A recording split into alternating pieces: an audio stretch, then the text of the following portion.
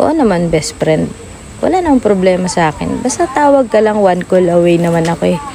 Mahirap talaga pagka Good evening. Oo, mahirap pagka anak sa labas na nagasuffer talaga. Sige, sige. Tawag ka na lang uli ha. Sige, sige. Okay. Ano yun? Sino kausap mo? Ikaw may pagkachismosa rin.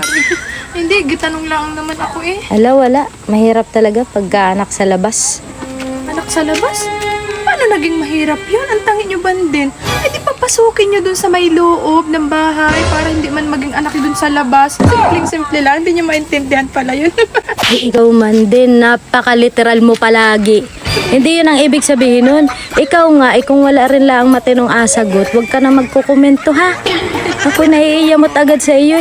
Ikay mag-uwi na, kung pumasok sa loob ng bahay ninyo. Ay, hindi. Ang wala kang ano. Gahiram daw si mama. Gahiram. Kalating libo. Na nama.